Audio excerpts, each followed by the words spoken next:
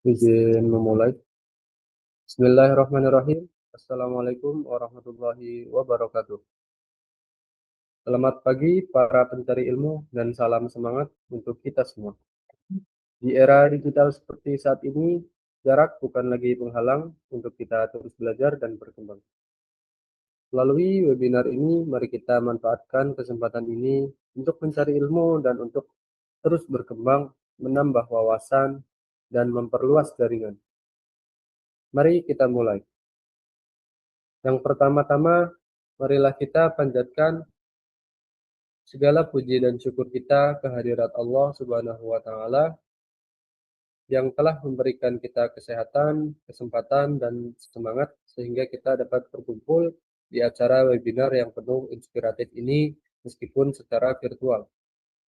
Salawat serta salam tak lupa pula kita curahkan kepada junjungan Nabi besar Muhammad Sallallahu Alaihi Wasallam, suri tauladan manusia yang telah membawa cahaya kebenaran dan ilmu pengetahuan ke tengah-tengah kehidupan kita sehingga menjadi lebih bermakna. Yang saya hormati Bapak Danuwiyoto selaku pemilik Bestwet Network.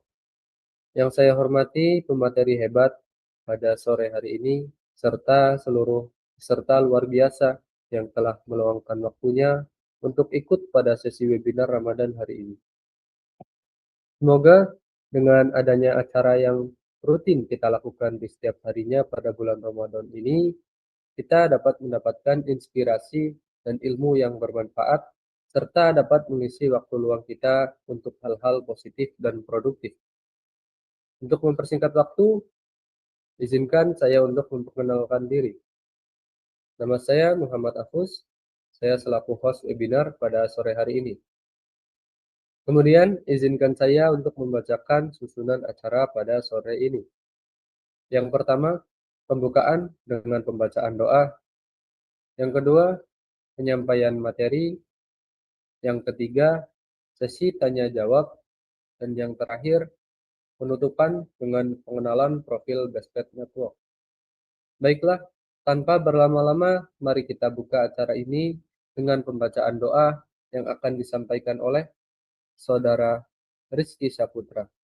Kepadanya, waktu dan tempat dipersilakan.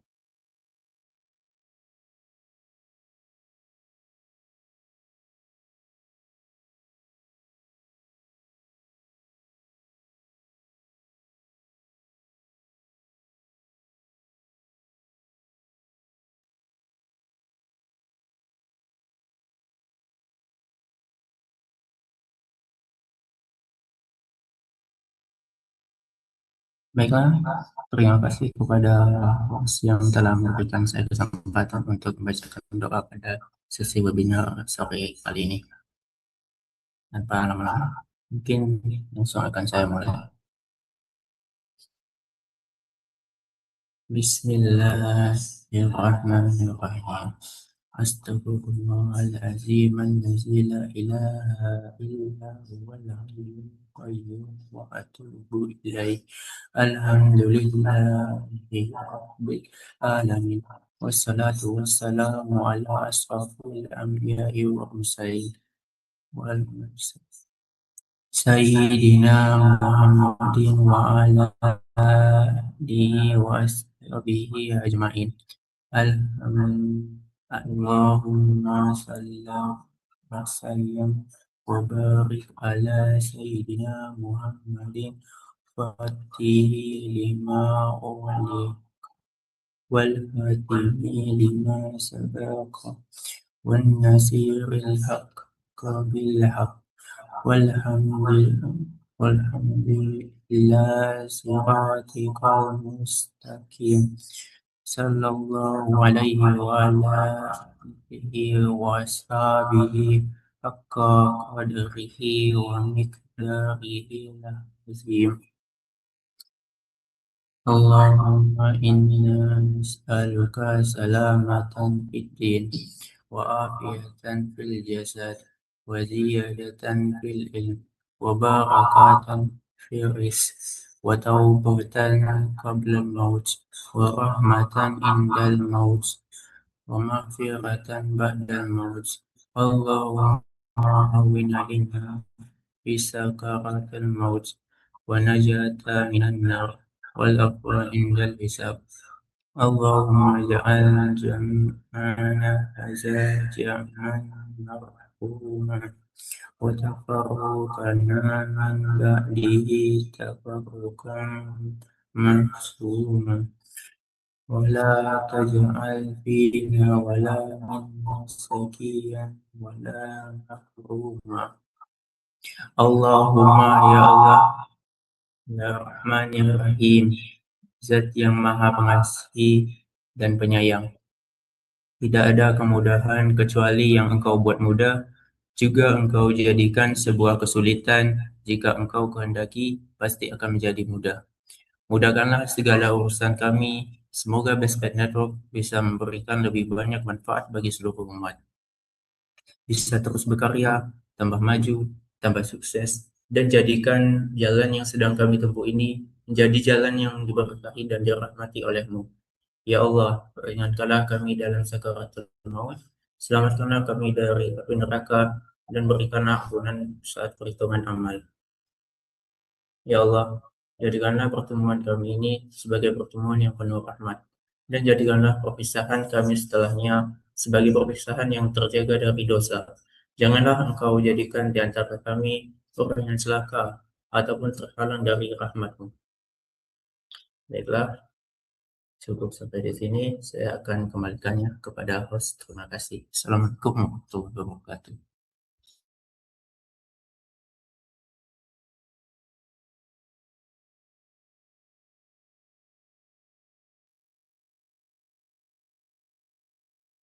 Amin, amin, ya rabbal alamin. Terima kasih kepada Saudara Rizky atas doanya.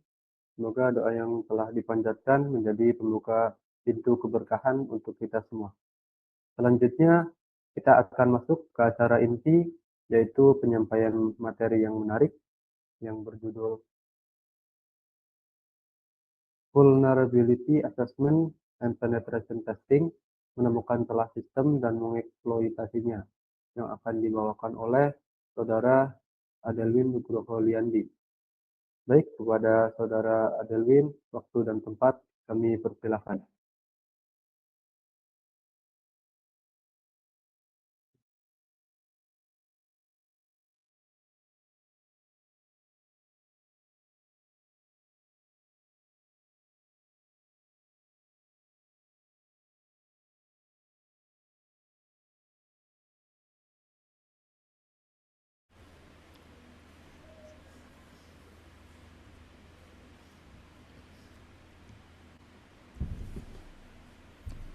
Oke, baik. Assalamualaikum warahmatullahi wabarakatuh. Terima kasih. Alhamdulillahirrahmanirrahim. Wa bihi nasta'in. Ala murid dunya waddin. Wassalatu wassalamu ala asrofil anbiya wal mursalin. Sayyidina wa maulana Muhammadin sallallahu alaihi wasallam. Terima kasih pada kesempatan kali ini saya masih diberikan kesempatan untuk mengikuti acara webinar Ramadan yang diadakan oleh Bestpad setiap tahunnya.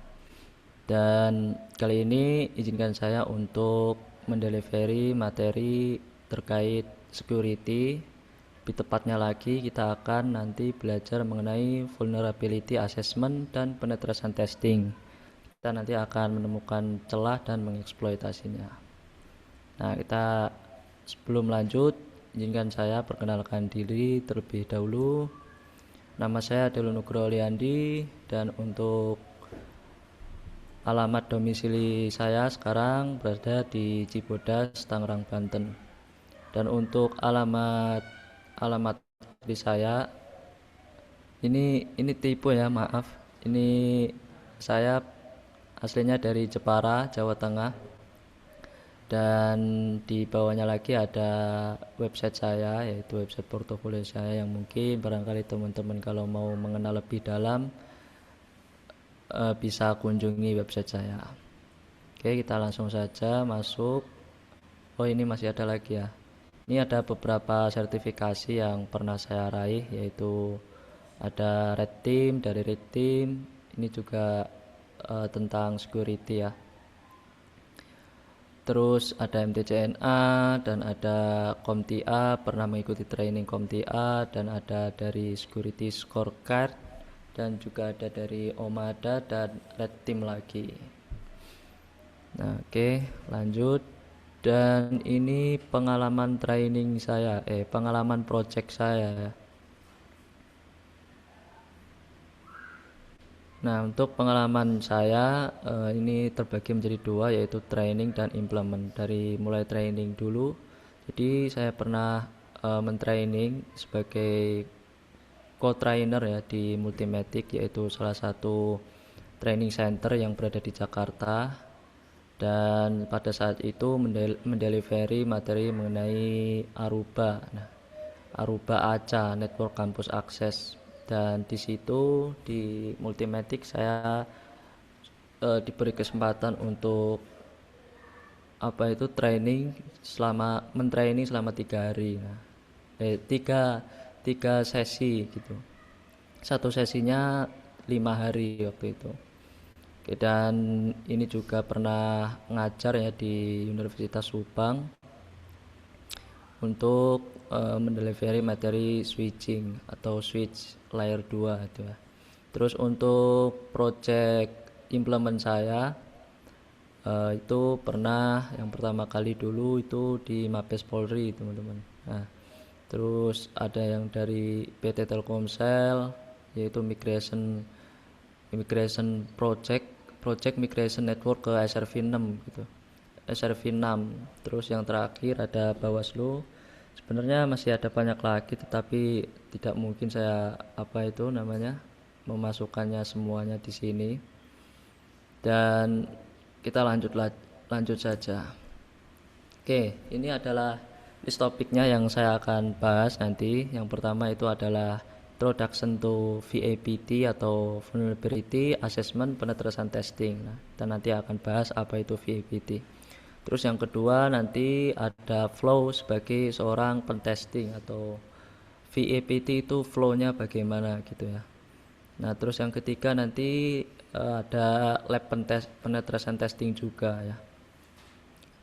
Oke, langsung lanjut ke introduction-nya. Ini ada beberapa subtopiknya, yaitu pertama nanti kita akan bahas apa itu VA atau Vulnerability Assessment, dan yang kedua nanti kita akan bahas penetration testing. Jadi VAPT ini dua hal yang berbeda gitu. Ada Vulnerability Assessment dan penetration testing. Nanti kita akan bahas juga perbedaannya VA dan PT ini, dan juga mengapa VAPT ini penting gitu. Oke, lanjut. Nah, kita mulai dari apa itu VA atau Vulnerability Assessment. Jadi Vulnerability Assessment ini adalah proses sistematis untuk mencari, mengidentifikasi, mengukur tingkat bahaya dari celah keamanan pada suatu sistem atau jaringan gitu. Nah, Vulnerability Assessment ini digunakan untuk mengidentifikasi ya teman-teman, mengidentifikasi kerentanan, kemungkinan kerentanan yang ada di suatu sistem, baik itu sistem aplikasi ataupun sistem website gitu ya. Nah, fokus utamanya itu menemukan kelemahan sebanyak-banyaknya tanpa melakukan aksi penyerangan atau eksploitasi.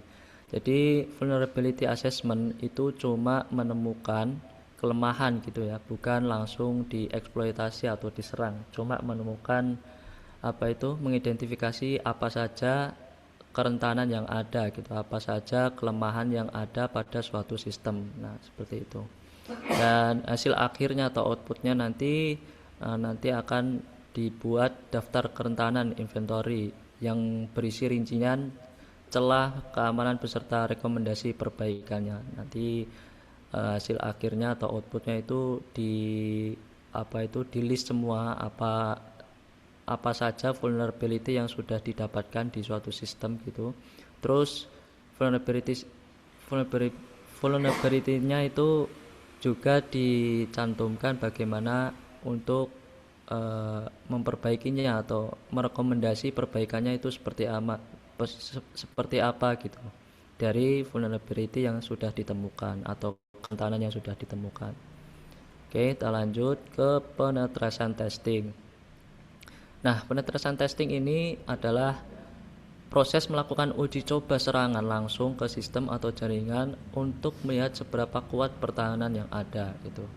Nah, jadi setelah menemukan vulnerability-nya atau kerentanannya, selanjutnya itu menggunakan teknik penetrasan testing ini gitu ya. Nah, untuk pembuktiannya celah exploitation gitu. Jadi penetrasan testing ini untuk membuktikan celahnya, tidak hanya menemukan celah tapi mencoba masuk untuk membuktikan bahwa celah tersebut benar-benar bisa ditembus gitu.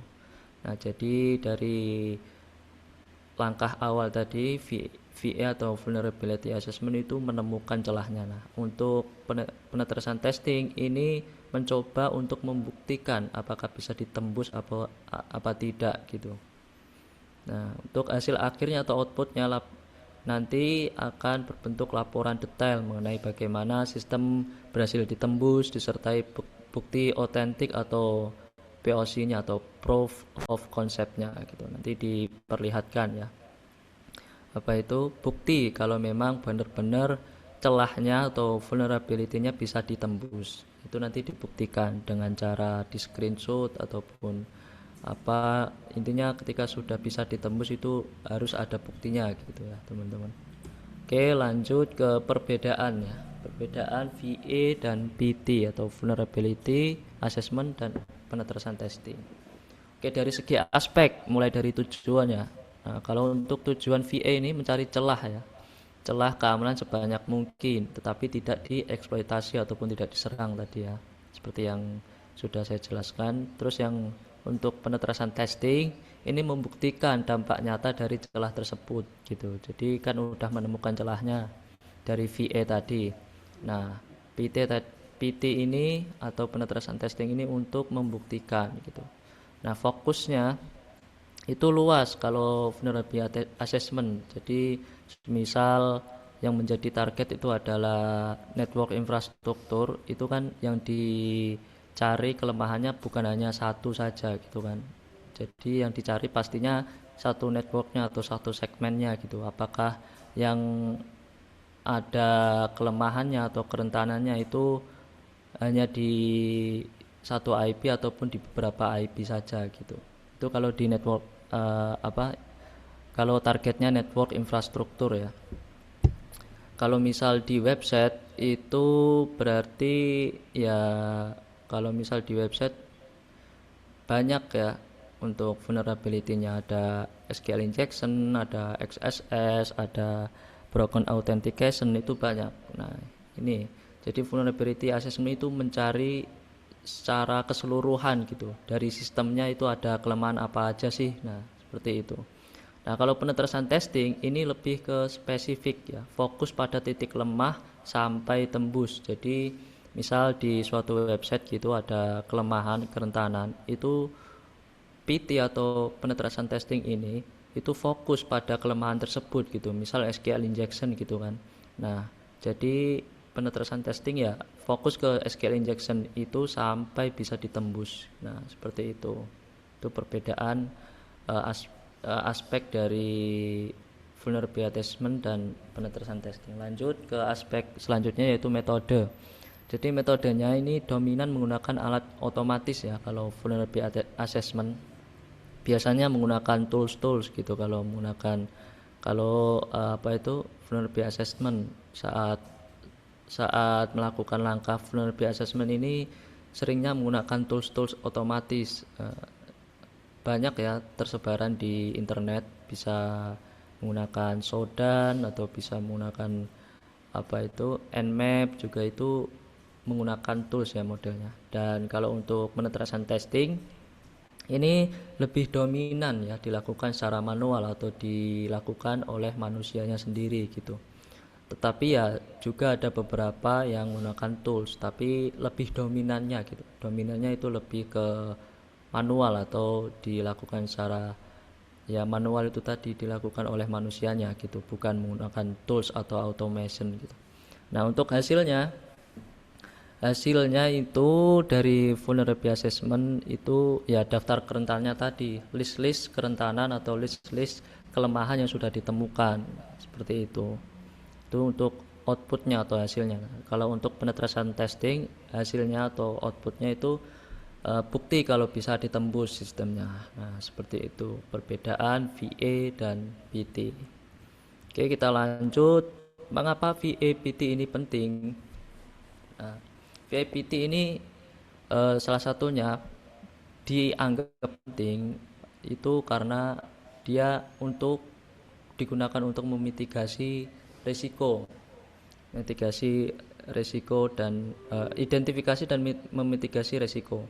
Nah, menemukan celah sebelum dieksploitasi penyerang sehingga sistem dapat diperbaiki dan dimonitor dengan lebih baik. Jadi ya VAPT ini digunakan untuk mengidentifikasi terlebih dahulu apa saja kemungkinan adanya serangan, kemungkinan adanya kelemahan yang bisa ditembus oleh para threat actor atau para hacker itu dilakukan oleh VAPT ini supaya nantinya tidak di-hack ataupun tidak diserang oleh hacker beneran gitu. Jadi langkah VAPT ini dilakukan biasanya di awal-awal gitu ya, sebelum nantinya para hacker itu bisa menyerang gitu, untuk memitigasi lah, untuk jaga-jaga supaya para threat actor nantinya tidak bisa menyerang sistem kita karena kita sudah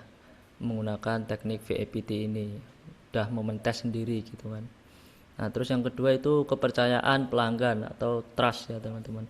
Nah, ini untuk membuktikan langkah nyata perusahaan dalam melindungi data sensitif pelanggan di era digital. Jadi untuk meningkatkan kepercayaan bagi user ya atau bagi customer, bagi pelanggan seperti itu.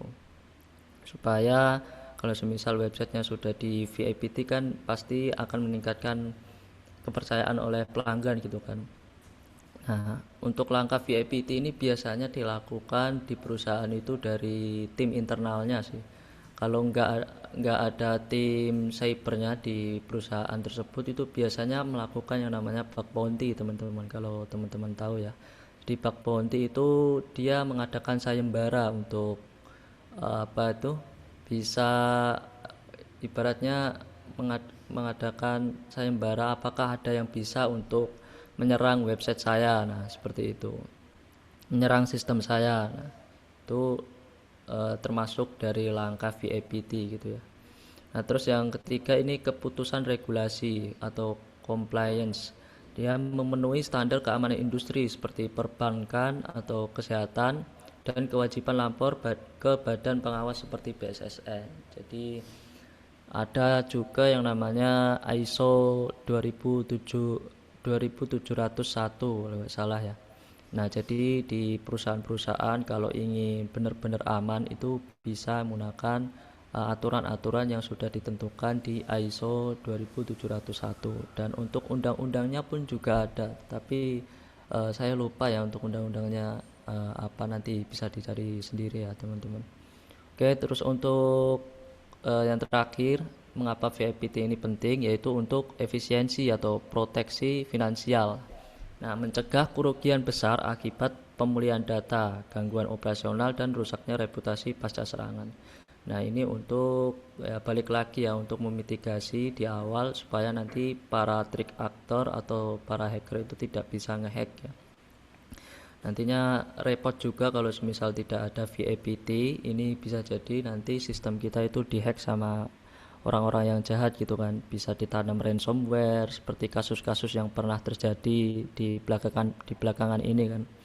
Itu kan pernah ada penyerangan ransomware sampai rugi beberapa M gitu kan. Nah, ini makanya sangat penting bagi perusahaan-perusahaan supaya sistemnya aman itu dilakukan yang namanya VAPT ini. Nah, VAPT ini biasanya sih nyewa ya dari orang-orang yang berkredibilitas di bidang cyber security gitu. Nah, oke, lanjut ke flow pentesting. Nah, ini adalah flow-nya atau strukturnya untuk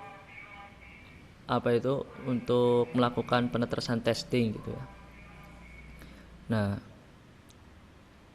flow-nya yang pertama nanti kita akan bahas recognition atau pengintaian ya. Terus yang kedua ada scanning, enumeration, terus yang ketiga ada tadi vulnerability assessment dan penetasan testing, terus nanti ada post exploitation, reporting dan remediation. Oke, kita lanjut langsung masuk ke tahap awal ya. Tahap awal dari flow pentesting atau penetrasan testing. Ingat ya, penetrasan testing ini mencoba menyerang ke sistem ya teman-teman. Nah, ini flow-nya. Pertama yaitu reconnaissance. Yang pertama, reconnaissance ini adalah tahap awal dalam proses penetrasan testing yang bertujuan untuk mengumpulkan informasi mengenai target sebelum melakukan serangan lebih lanjut. Jadi dia ini mengintai apa saja sih yang kemungkinan bisa dilakukan vulnerability assessment gitu ya. Kemungkinan kerentanan yang ada. Nah, ini namanya reconnaissance tahap awal ini ya. Seperti mencari tahu domain atau subdomain target, atau IP address dan network range-nya atau segmennya. Terus teknologi yang digunakan itu apa, server, dari segi server atau framework-nya, operasi sistemnya dan lain-lain. Terus untuk mengetahui juga informasi publik terkait organisasi target. Nah, ini fase pertama ya untuk melakukan yang namanya pentesting teman-teman, recognition. Biasanya itu menggunakan tools ya teman-teman. Nah, ini ada pembagiannya juga untuk recognition, yaitu ada yang pasif dan ada yang aktif. Nah, kalau pasif ini lebih ke manual ya teman-teman, untuk mencari atau mengintai suatu kerentanan di sebuah sistem. Itu bisa menggunakan yang namanya OSINT framework. Itu ada di di internet ya. Mungkin bisa saya langsung tunjukkan saja kali ya. Bentar, saya share screen dulu. Share screen. Oke, muncul share screen saya kan. Nah, bentar. Kita lanjut. Tadi ya pakai OSINT framework, ini ada di internet. Cari aja OSINT framework. Nah, ini teman-teman. Nah, ini ada banyak sekali yang sudah disediakan ya. Misal mau mencari apa, username gitu, username si target, username search engine, kita coba cari. Nah, ini ada banyak ya sudah disediakan. Kita coba salah satu deh. Kita coba name directory, coba name directory apakah ada. Coba nama aku sendiri ya, Delwin Nugroho Lianti pada. Oh, ada ternyata. Apa ini? Adelwin. Oh, ini list nama-nama sih. Nggak ada namaku di sini tapi. Ya, teman-teman bisa coba sendirilah. Ini ada banyak sekali yang sudah disediakan. Ini ada telepon number juga. Social networks, Instagram, Inflag. Kita coba aja satu persatu ya. Wah, ini harus sign in dulu, harus mendaftar dulu ya. LinkedIn, coba LinkedIn.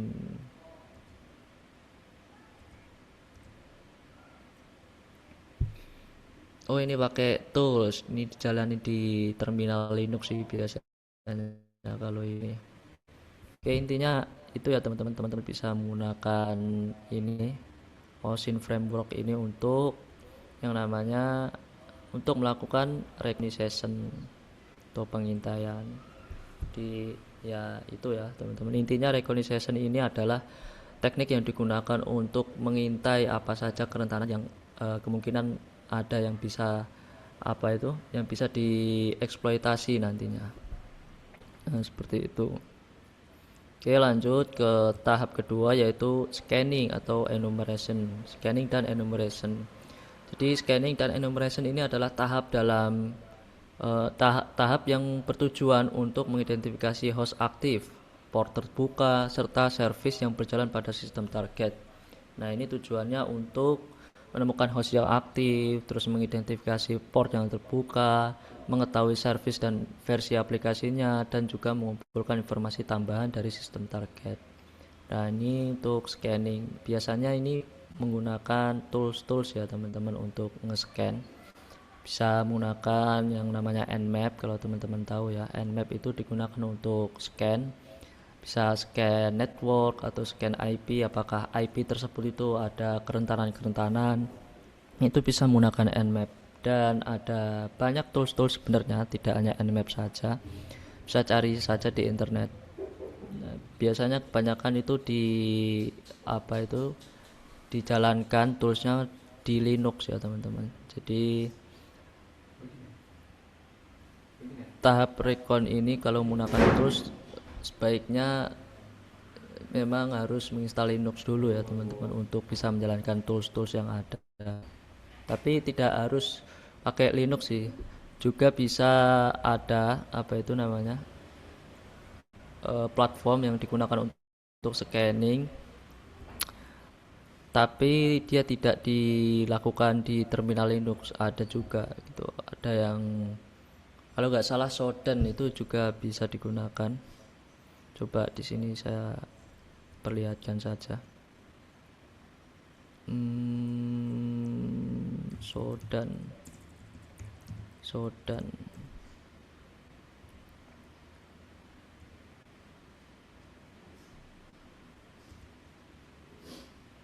Nah, ini digunakan untuk mencari untuk meng-scanning yang teman. Nah, ini harus login dulu sih. Nah, teman-teman bisa menggunakan platform ini untuk scanning ya. Scanning apa saja yang kerentanan-kerentanan yang muncul di publik.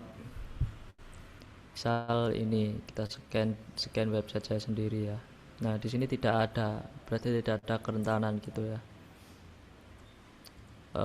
Saya akan peragakan Nmap aja kali ya, karena kalau di platform internet belum pernah nyoba sih. Biasanya memang pakai tools yang dijalankan di terminal Linux gitu. Nah, ini. Nah, kita coba Nmap ya. Nmap SV. Nah, nanti saya akan jelaskan ini apa. Nah, ini targetnya adalah IP ini ya.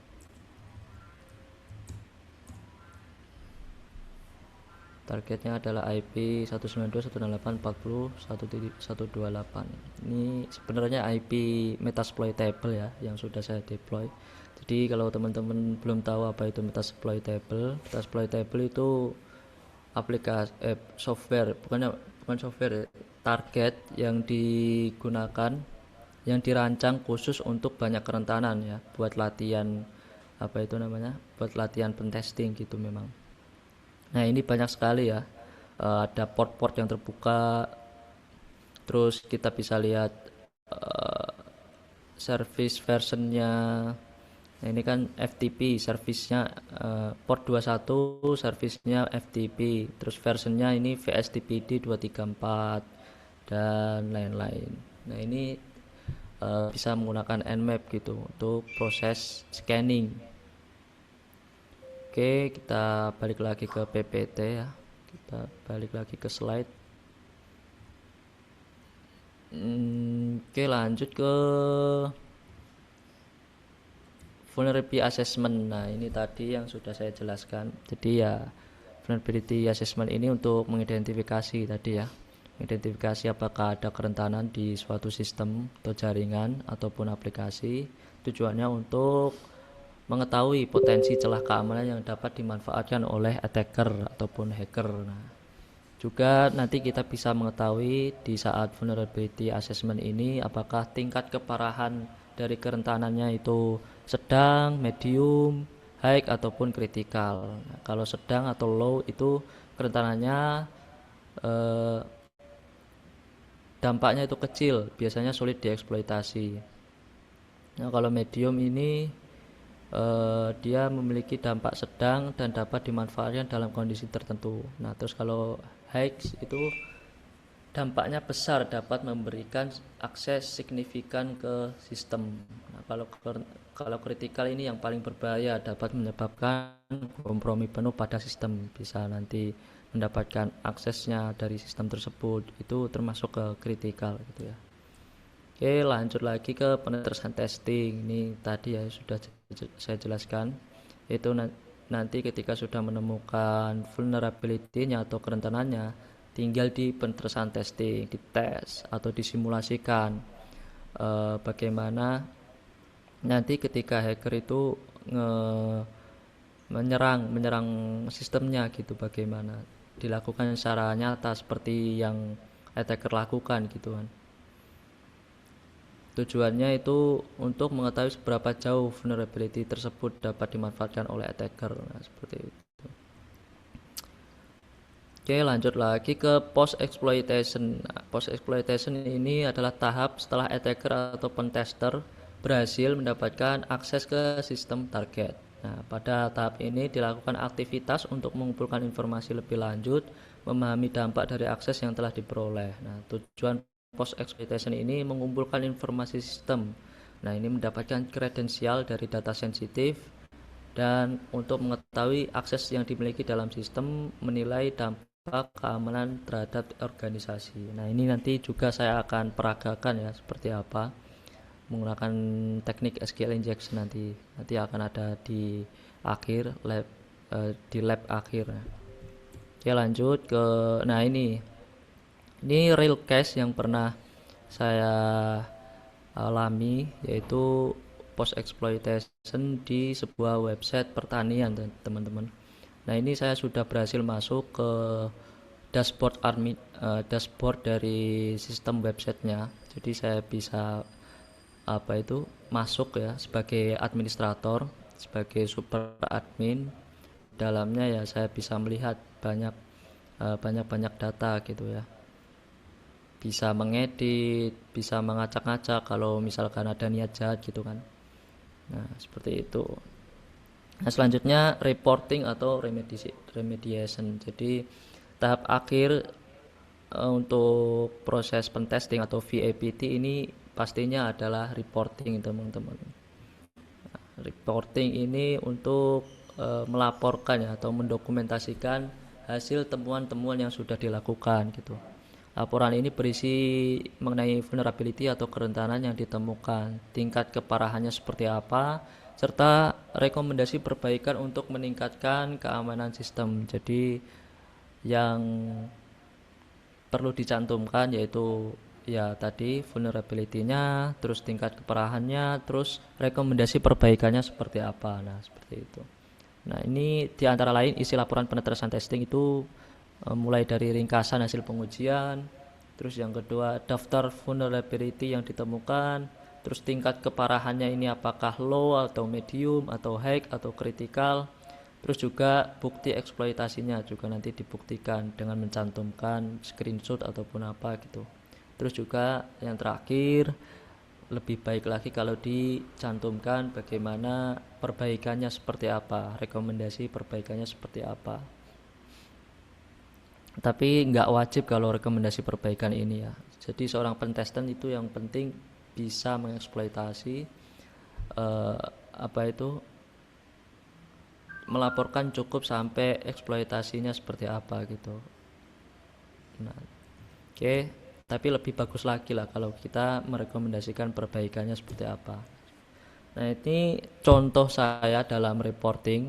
Ya, ini website tadi ya sebenarnya. Website yang saya bisa masuk ke dashboard adminnya. Ini saya kontak langsung ya ke ke email dari yang punya websitenya. Nah, seperti ini cara saya untuk melaporkan.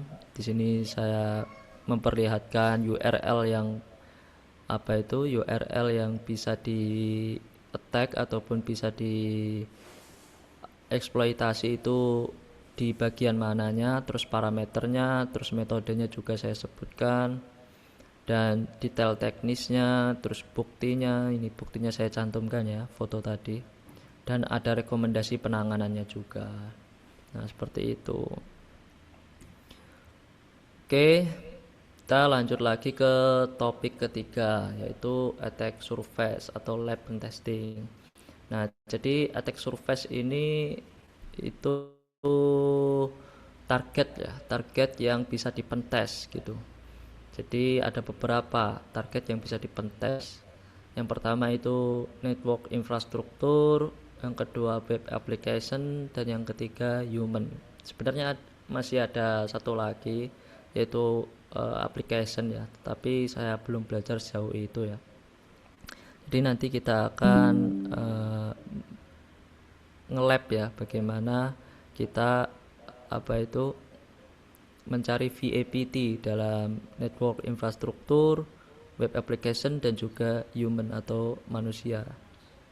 Oke, kita masuk ke network infrastruktur dulu. Nah, ini kan langkah pertama yaitu scanning menggunakan Nmap. Nah, ini. Nah, saya jelaskan secara saya jelaskan gambarannya Nmap itu seperti apa. Jadi Nmap ini adalah sebuah tools ya, tools yang dijalankan di terminal Linux biasanya, di Windows juga bisa kalau nggak salah.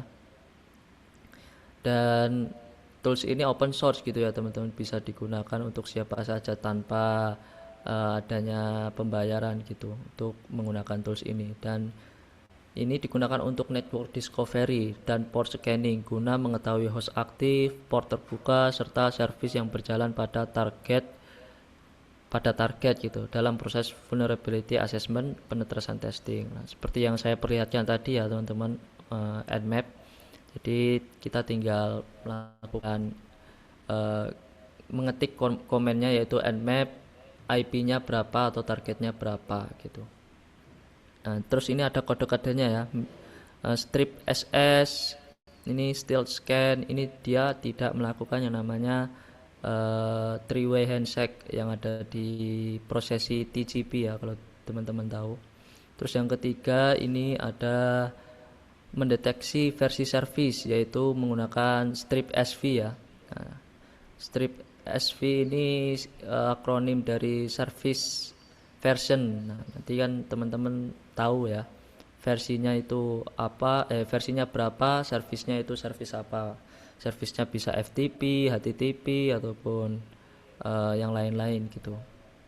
Nah, ini ada yang menggunakan komen untuk melakukan secara agresif ya di Nmap, itu bisa menggunakan strip A. Jadi strip A ini ibaratnya all roll, dia menggunakan meng-scan semuanya yang ada di targetnya gitu, baik dari operasi sistemnya apa, servisnya apa, dan juga scriptnya nanti juga akan diperlihatkan gitu.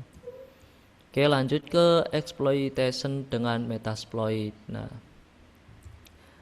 nanti kita akan peragakan ya seperti apa. Terus untuk exploitation ini dia nanti yang saya akan peragakan itu menggunakan metasploit ya. Nah, jadi nanti setelah melakukan scanning dengan Nmap, tinggal kita exploit menggunakan metasploit. Nah, metasploit ini apa? Metasploit ini adalah sebuah framework open source yang digunakan untuk melakukan penetration testing dengan memanfaatkan exploit terhadap vulnerability pada sistem target. Nah, jadi vulnerability-nya tadi kan sudah ditemukan di Nmap ya. Kita tinggal exploit atau pentest menggunakan si metasploit ini. Nah, ini metasploit untuk membantu tester untuk mengidentifikasi kerentanan pada sistem, menjalankan exploit terhadap target, mendapatkan akses ke sistem target, dan menguji tingkat keamanan sistem gitu ya. Nah, kita mungkin langsung saja nge-lab ya di sini. Bisa terlihat kan terminal saya? Oke. Jadi ini saya menjalankan di Linux ya. Linuxnya saya install di WSL atau Windows Subsystem for Linux. Jadi teman-teman jikalau tidak ingin repot, ingin instalasi Linux itu nggak perlu resource yang banyak, bisa install melalui WSL saja. Jadi di Windows sendiri sekarang bisa menginstal Kali Linux ya, tinggal ke Microsoft Store, tinggal cari aja Kali Linux, nanti diinstal, bisa dijalani langsung gitu. Oke, sebentar. Nah, kita coba scan ya pertama menggunakan Nmap tadi. Jadi saya sudah persiapkan targetnya sebenarnya sih teman-teman. Targetnya itu ini 92, 168, 40, 128. Jadi target ini itu metasploitable sebenarnya ya, yang biasa digunakan untuk latihan ataupun digunakan untuk ya latihan. Ini bisa di deploy ya modelnya. Ini saya mendeploynya di di Proxmox. Jadi nanti IP-nya bisa di scan gitu ya. Nah, kita coba scan targetnya dengan Nmap. Kita mau mengetahui service versionnya, coba service versionnya, service version yang berjalan yang di target ini itu apa saja sih. Nah, seperti itu. Terus pakai strip F seperti ini. Nah, strip F ini scan secara fast ya atau cepat, jadi biar cepat aja gitu kalau menggunakan strip F. Kita akan lihat nanti hasilnya seperti apa. Oh, di sini tidak muncul ya, karena kita tidak menggunakan strip SD. Kita harus kasih SD dulu. Ini kepanjangannya apa lupa saya. Intinya SD ini digunakan untuk menggunakan prosesi three-way handshake yang ada di TCP itu. Jadi dia melakukannya secara lengkap gitu, menggunakan prosesi TCP/IP.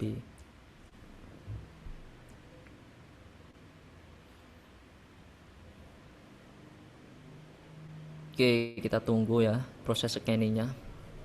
Karena ini cuma satu IP doang, jadi lumayan cepet ya. Nah, ini sudah muncul ya untuk service versionnya. Seperti yang tadi saya perlihatkan lah, yaitu di IP ini, di target sistem ini ada beberapa service yang berjalan dan versionnya nanti akan diperlihatkan ya, karena kita menggunakan ini tadi, kode SV tadi ya. Nah, kita sudah scanning ya, tahap scanning, dan kita bisa melihat di sini versionnya ada apa saja. Ada FTP, service-nya ada FTP, SSH, Telnet, dan lain sebagainya. Nah, kita mau coba exploit ya, kan kita sudah menemukan beberapa service-nya. Kita tinggal cari gitu ya. Tinggal cari apakah service ini bisa dieksploit apa enggak gitu kan. Kita cari di internet, cari di Google gitu. Nah, kita coba mau exploit yang paling atas ya, yaitu service FTP, yaitu menggunakan Metasploit ya, seperti yang saya peragakan tadi di slide, sudah saya jelaskan tadi di slide. Nah, untuk Metasploit ini penginstalannya tinggal teman-teman ketikkan apt sudo apt get install Metasploit kalau nggak salah ya, framework, masukkan sandi Linux teman-teman. Nah, karena berhubung di sini saya sudah pernah menginstal ya, nah is already the newest version, jadi ya sudah terinstall. Teman-teman kalau belum menginstal bisa install saja dengan mengetikkan komen seperti ini di Linux. Oke, kalau sudah proses instalasi Metasploit sudah selesai, tinggal ketikkan msf console seperti ini ya teman.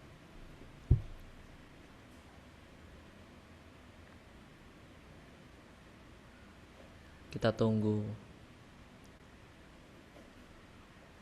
Nah, kita nanti coba pentest yang ini ya teman-teman. Ini termasuk sudah tahap vulnerability assessment ya teman-teman, karena kita sudah menemukan beberapa vulnerability di sini. Kita coba search ya. Nah gini teman-teman, kalau sudah masuk ke konsolnya Metasploit ya, tinggal cari aja tadi ada apa saja service yang berjalan, misal versionnya ini kita copy, ini misal paling atas ya, kita masuk ke sini. Nah ternyata di sini ada ya kerentanan di apa itu version atau service FSFTPD. Nah, ternyata di sini ada backdoor ya. Nah, backdoor ini bisa menyusup dari belakang gitu ibaratnya. Dan ini juga termasuk kerentanan yang kritikal ya, karena nanti kita bisa masuk ke sistemnya gitu. Nah, kita coba exploitation ya. Apakah kita memang bisa benar-benar masuk ke sistemnya apa enggak? Yaitu menggunakan pilotnya ini. Ketikkan saja user. Nah, kita lihat apa saja yang perlu diisi. Nah, di sini suruh masukkan local client address, portnya. Oh, ini mungkin kita masukkan, kita set air hostnya ya. Sini. Air hostnya ini IP targetnya tadi ya teman-teman, jadi berarti 4128 gitu ya. Nah kalau sudah, kita show option lagi, dan di sini sudah masuk ya 4128, dan kita coba langsung exploit ya, apakah kita bisa masuk. Nah di sini phone cell, artinya kita sudah masuk ke sistemnya ya teman-teman, dan masuk ke apa itu, ke sistem di IP di target ini tadi, target 192.168.40.128. Nah kita bisa ngapain aja, karena kita sudah menemukan selnya, itu ibaratnya kita masuk di terminal si targetnya, kita ketik ls gitu ya. Nah kita sudah masuk ke sistemnya, ini kita bisa lihat apa saja data-data yang ada di sistemnya. Misal kita mau masuk ke home-nya, cd home ls, dan di sini ada msf admin, apalagi cd msf admin coba. Nah ini ada nano full cd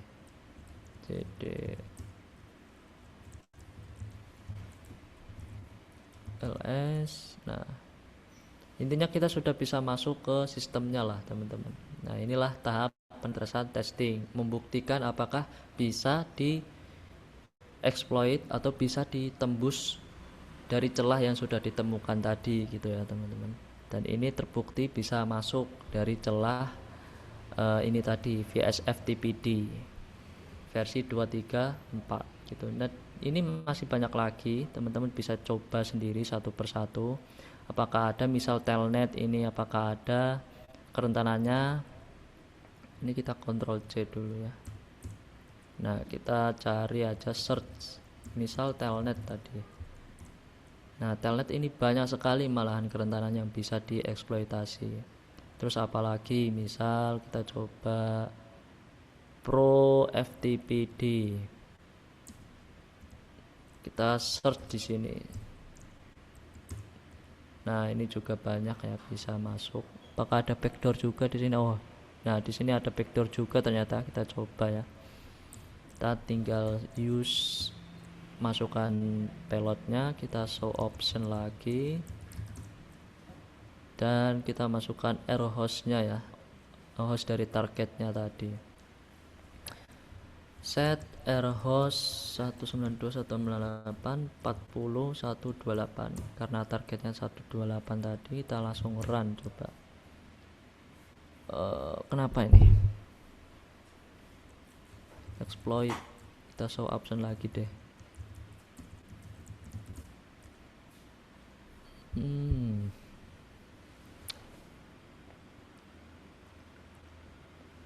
Berarti ini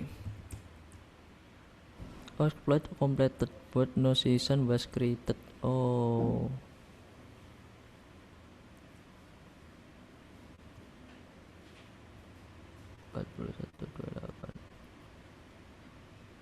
berarti ini nggak bisa dieksploit ya melalui sini, melalui Pro FTPD ini. Jadi bukan tidak semuanya ini bisa dieksploit, jadi harus dicek satu persatu gitu apakah ada eksploitasinya gitu.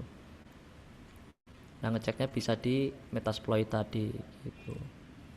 Oke, untuk lab pentesting bagian network infrastruktur kita sudah lakukan. Kita balik lagi ke slide ya. Nah, kita lanjut ke attack surface selanjutnya, yaitu web application. Nah, di sini di web application itu ada beberapa kerentanan yang cukup populer ya teman-teman. Nah, salah satunya itu adalah SQL injection yang saya lakukan tadi ya teman-teman. Bisa masuk sampai dashboardnya. Nah, SQL injection ini adalah teknik yang digunakan, teknik serangan pada web application yang dimanfaatkan kelemahan pada input form, sehingga penyerang dapat menyisipkan perintah SQL ke dalam query database. Serangan ini dapat digunakan untuk mengakses data sensitif dalam database-nya dan bisa melewati prosesi login. Nah, kita nanti ketika menggunakan teknik SQL injection ini, kita bisa melihat data-data sensitif yang berada di database-nya teman-teman. Dan ketika sudah melihat data sensitifnya, bisa juga nanti ada kemungkinan untuk login ke sistemnya gitu melalui teknik SQL injection. Oke. Kita coba saya akan coba peragakan ya lab pentesting SQL injection. Jadi di sini saya menggunakan DVWA ya teman-teman. Jadi teman-teman kalau belum tahu DVWA ini digunakan untuk pentesting juga, tapi ya lebih ke ranah web application gitu ya. Nah, ini teman-teman bisa ngedeploynya juga di VM atau virtual machine, atau seperti saya ini saya ngedeploynya di Proxmox ya teman. Kita masuk dulu ke DVWA nya. Oh iya, lupa di website di browser ini nggak bisa ya.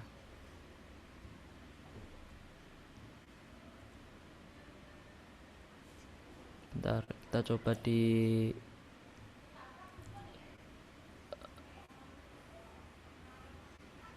yang lain ya, di sini ya kita coba. Nah, ini sebenarnya IP metasploitable ya teman-teman. Jadi metasploitable ini juga include dengan DVWA. Jadi enaknya kalau misal teman-teman ngedeploy metasploitable buat latihan pentesting itu udah include atau udah ada DVWA-nya juga gitu teman-teman. Nah, kita coba gunakan DVWA ini untuk penetrasan testing.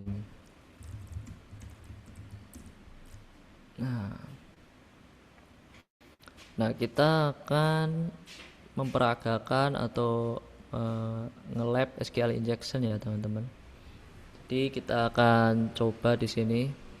Yang pertama, SQL injection ini bisa menggunakan tanda petik seperti ini ya untuk mengecek apakah website ini rentan terhadap SQL injection ya. Untuk men-trigger itu, untuk men-trigger apakah sistemnya ada ada kerentanan di SQL injection, kita bisa ketikkan tanda petik di formnya ya. Terus coba enter, dan di sini terbukti bahwasannya websitenya ini rentan terhadap SQL injection ya teman-teman. Nah, kalau error seperti ini pasti sudah dipastikan rentan gitu terhadap SQL injection. Coba tes gitu ya. Nah, SQL injection ini biasanya dilakukan pada parameternya ya teman-teman. Parameter itu seperti ini: id.test, submit ya. yang kita bisa eksploitasi itu di parameternya sini, di URL-nya ya teman-teman. Nah, jadi ketika mau nyari sebuah website yang rentan terhadap SQL injection itu harus ada parameternya seperti ini ya teman-teman. Kalau websitenya website statis itu kemungkinan besar tidak ada. Kalau website statis itu contohnya yang belakangnya itu about.html ataupun uh, index.php itu nggak ada kerentanan SQL injection gitu. Rata-rata itu ya yang ada parameternya seperti ini gitu. Kita coba taruh tanda petik di sini untuk men-trigger errornya. Nah, di sini sudah terbukti kalau websitenya ini rentan terhadap SQL ya. Duh, baterai saya habis. Bentar.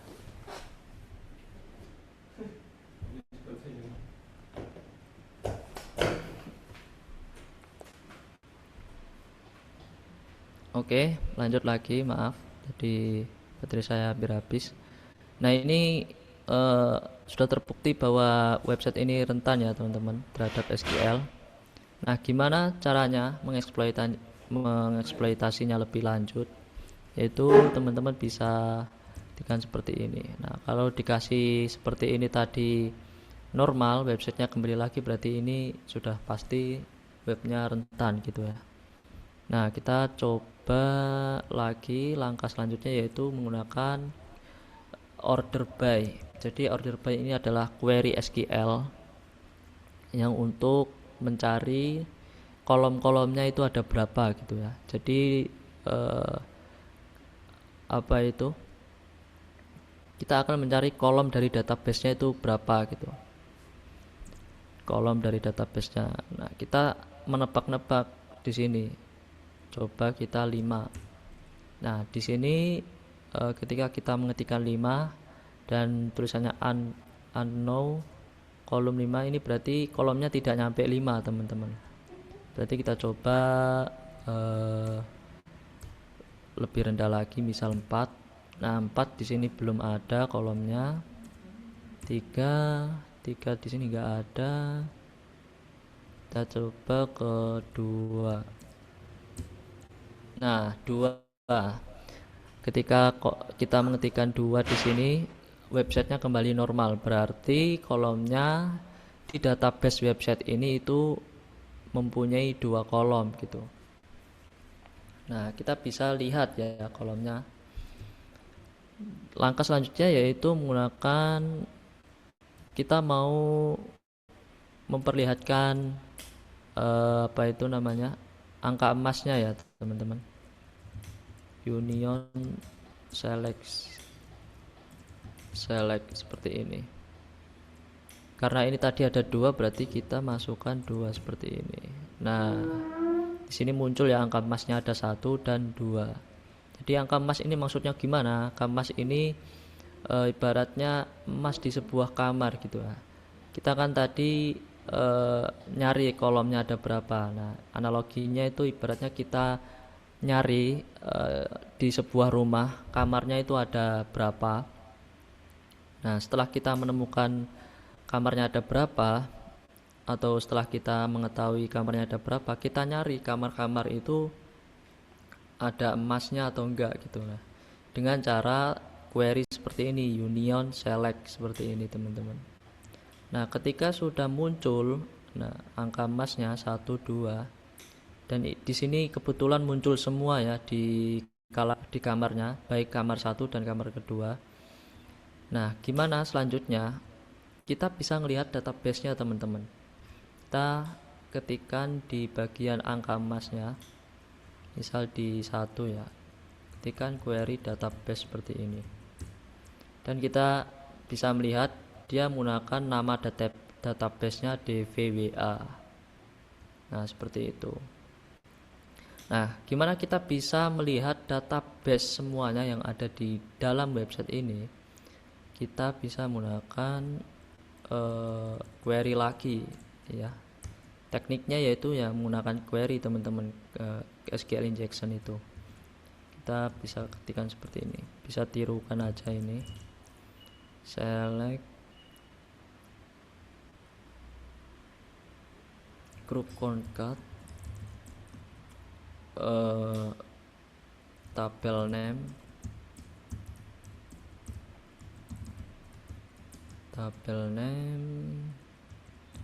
from information, skema tables, table,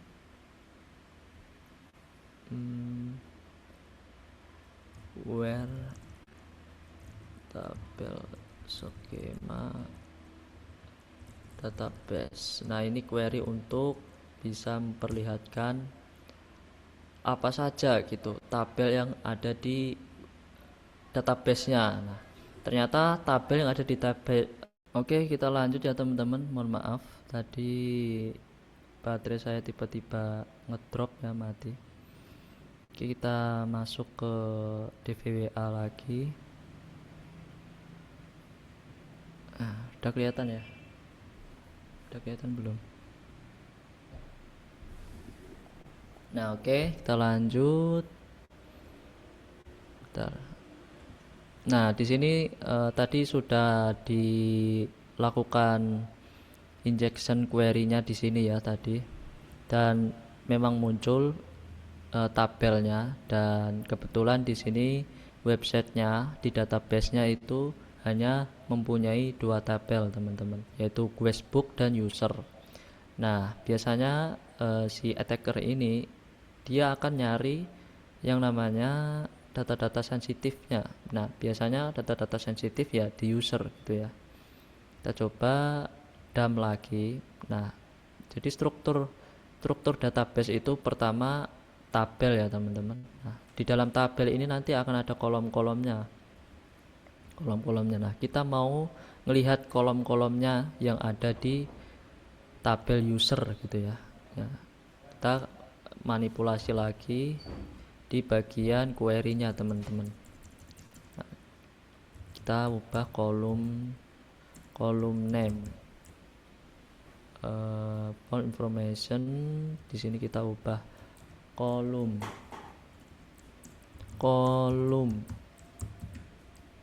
dan ini diubah ke tabel name ya teman-teman.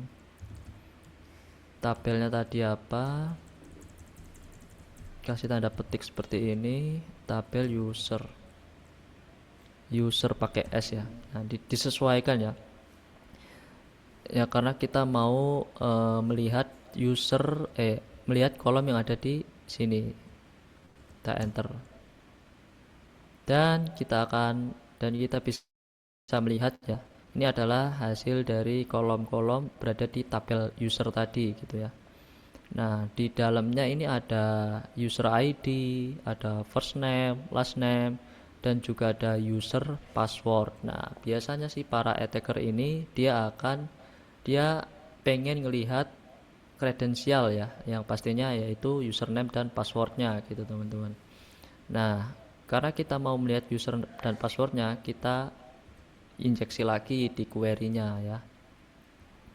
Di query-nya kita masuk di sini kan tadi mau lihat kolom name ya. Kita hapus.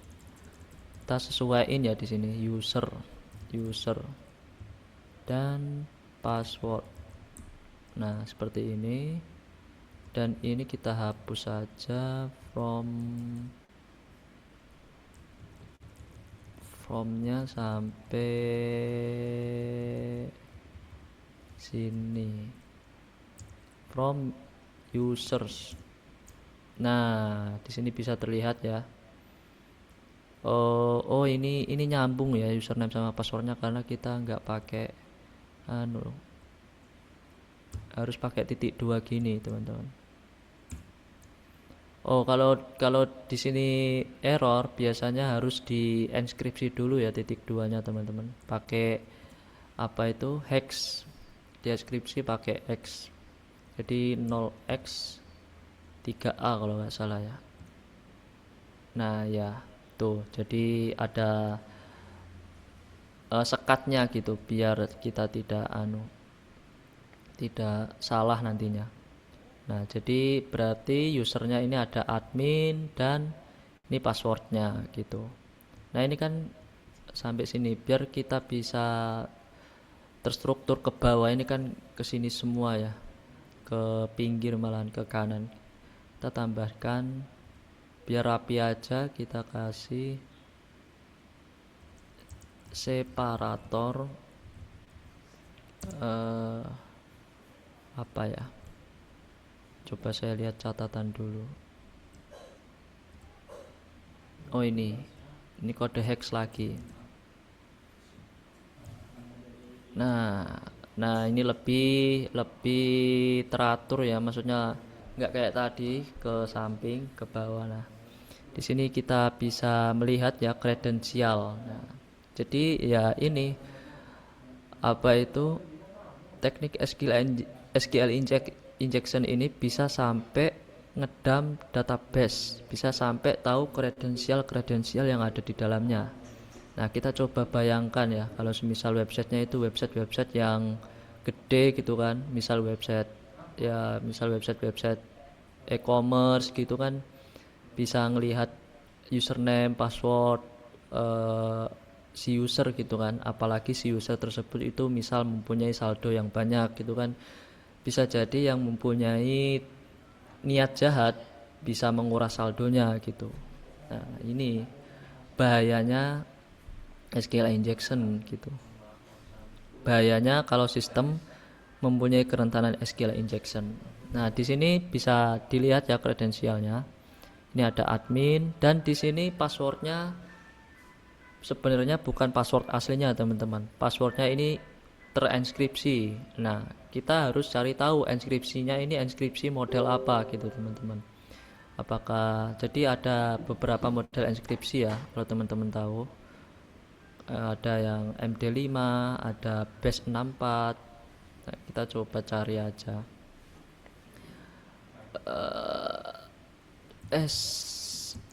MD5. Jadi namanya MD5 decrypt. Kalau decrypt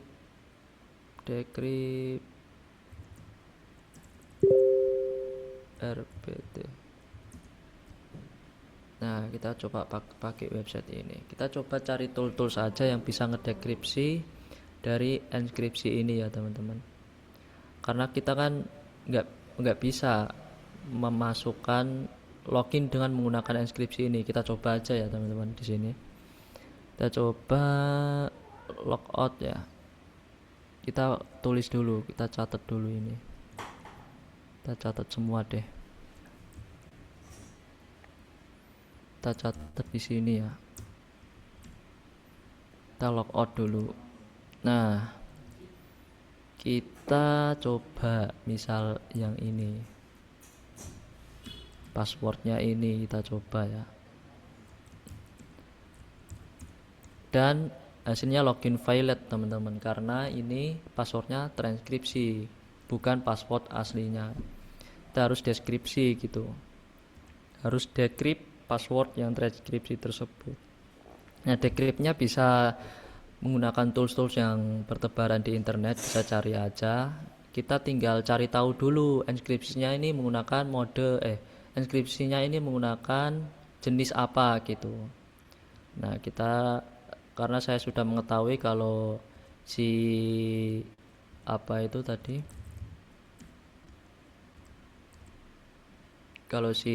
enskripsi ini tipenya MD5, jadi aku langsung cari saja toolsnya untuk ngedecrypt enskripsi MD5. Oke, kita copy aja ya, misal yang 1337 deh. Kita copy dan kita pastekan di sini. Kita klik decrypt.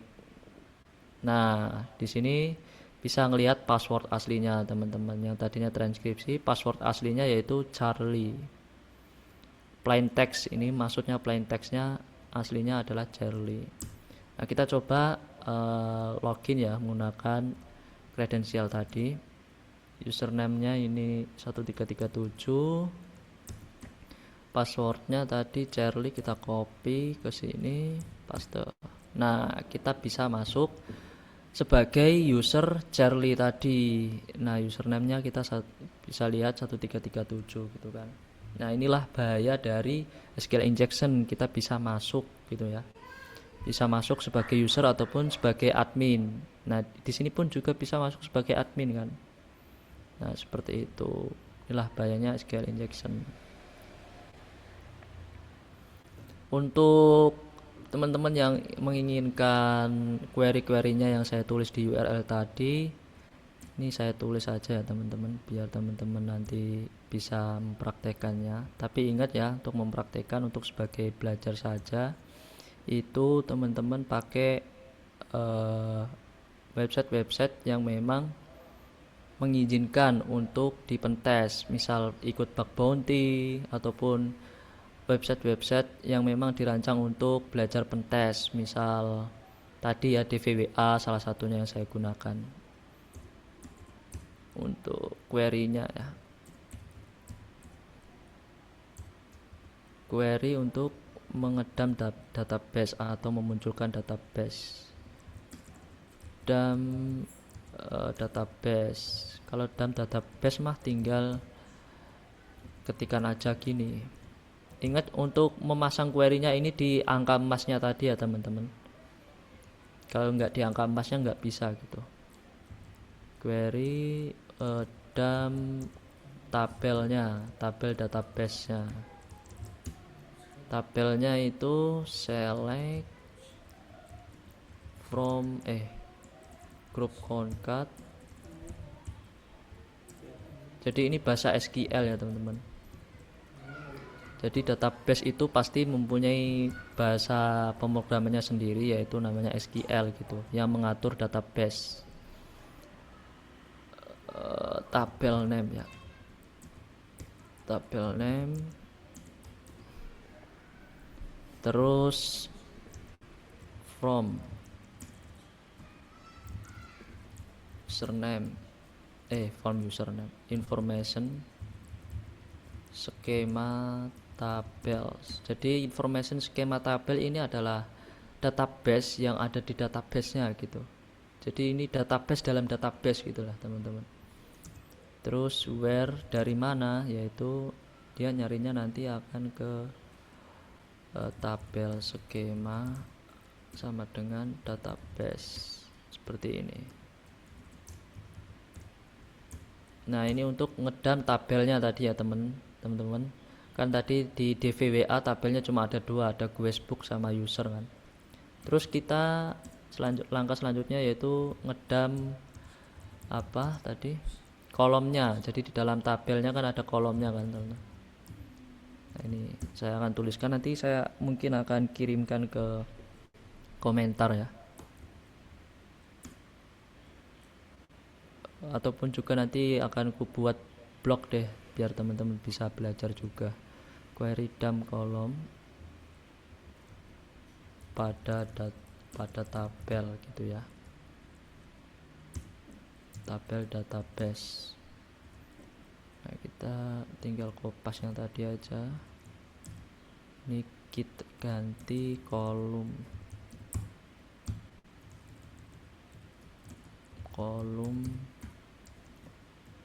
database-nya ini kita hapus name data.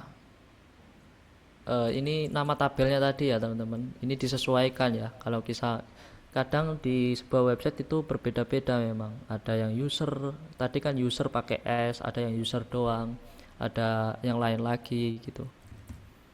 User disesuaikan nama tabelnya. Gini aja deh. Terus ini untuk buat ngedam di dalam kolomnya. Kan tadi muncul ya, apa itu kolom-kolomnya, ada user, ada first name, ada last name, ada password. Nah, ini query buat ngedam dan username langsung passwordnya.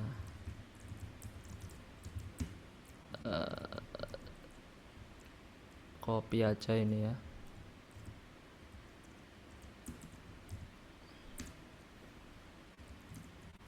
username. Ini disesuaikan juga di kolomnya ya teman-teman, tidak sama persis yang saya ketikkan, jadi disesuaikan apa yang sudah ditemukan menggunakan query tadi, disesuaikan nama kolomnya lah. Ini titik 2 nya jangan lupa pakai 0x3a ya, buat tanda buat apa itu titik 2, buat cekat biar nggak salah username sama password. Terus ini dihapus ya, from nama tabelnya yaitu user tadi kan. Ini dikasih separator biar rapi ya tadi. Ini ya. Oh iya, ini udah ada di bawah, ngapain aku ketik lagi ya. Nah inilah seperti ini ya, hapus saja. Nah kalau sudah menemukan kredensialnya, biasanya si attacker ini teknik terakhir dia akan mencari halaman loginnya ya teman-teman. Pastinya dia akan mencari halaman login, karena percuma saja teman-teman kalau semisal sudah menemukan kredensial tetapi tidak menemukan halaman loginnya, ya nggak bisa masuk gitu kan. Nah halaman login ini biasanya menggunakan tools ataupun manual. Biasanya sih dicari secara manual dulu sih, apakah ada halaman login gitu. Kalau di DVWA ini kan dirancang mudah ya, kita bisa langsung menemukan halaman login. Nah ini halaman loginnya, termasuk sebagai admin aja. Nah ketika udah menemukan halaman login, kita tinggal meloginkan si kredensial yang sudah didapat. Dan kalau misal passwordnya tadi ya, kalau misal di enkripsi harus di dekripsi dulu, dicari jenis dari enkripsinya itu apa. Bisa jadi MD5, bisa jadi apa, base64 dan sebagainya. Dicari dulu jenisnya. Kalau udah nemu jenisnya baru didekripsi. Cari tool-tool yang mendeskripsi, ngedekrypt si passwordnya tadi. Oke. Seperti inilah untuk apa, lab pentesting SQL injection. Mungkin ini query-querynya bisa saya share di komentar ya, di chat.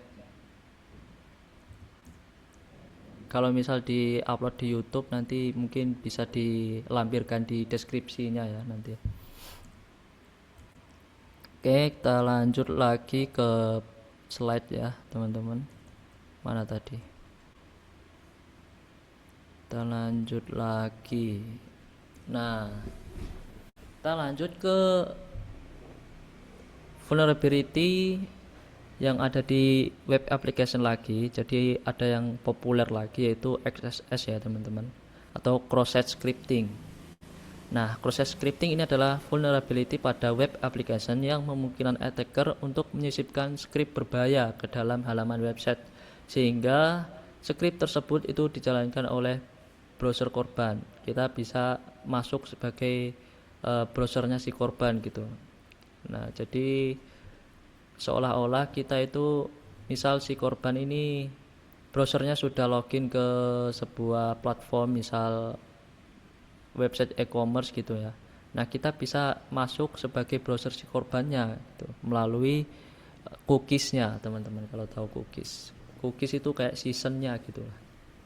Nah ini kita bisa mengetahui si apa itu website apakah rentan terhadap XSS atau cross-site scripting itu menggunakan payload seperti ini ya teman-teman.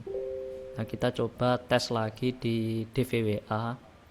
Nah di sini sudah disediakan juga lab untuk XSS ya, ada 2, ada reflectant dan stored. Dan kita menggunakan kode script ini, kode pilot itu.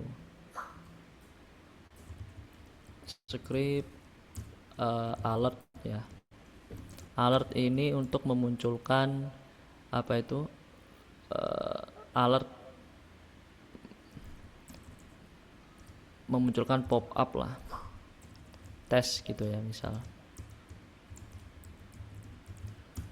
Nah, kalau sudah seperti ini biasanya si websitenya ini rentan terhadap XSS gitu. Nah, dampaknya yang akan terjadi apa ketika rentan terhadap XSS? Yaitu nanti akan bisa si korban ini nanti bisa kehilangan akunnya gitu ya. Misal si korban ini browsernya login ke sebuah platform gitu kan, dan cookiesnya itu diambil melalui XSS ini, jadi si hacker ataupun si attacker nanti bisa masuk ke platform tadi gitu. Apalagi kalau kebetulan platform-platform yang cukup krusial gitu ya, misal platform perbankan ataupun apa gitu kan, bisa dikuras nanti malahan untuk saldonya gitu kan, bisa jadi seperti itu. Oke, terus dampaknya yang lain bisa digunakan untuk ngeredirect ke website berbahaya. Biasanya XSS ini digunakan untuk ya ngeredirect atau dialihkan ke website yang berbahaya, biasanya website-website phishing gitu. Terus bisa menjalankan script berbahaya juga di browser korban. Nah, seperti itu. Untuk labnya mungkin saya bisa perlihatkan ya tadi ya, bahwasanya bahwasanya sistem kalau rentan terhadap XSS itu bisa menggunakan si payload ini. Kalau dimasukkan payload ini itu muncul pop up seperti tadi, ya artinya si sistemnya itu rentan gitu terhadap XSS. Dan untuk pencurian cookies dan sebagainya nggak mungkin saya perlihatkan ya. Jadi saya belum coba juga sebenarnya kalau untuk pencurian cookies itu seperti apa. Uh, apa itu prakteknya seperti apa belum saya simulasikan juga. Jadi mungkin lain kali ya teman-teman, kalau ada kesempatan saya bisa mendelivery ini lagi.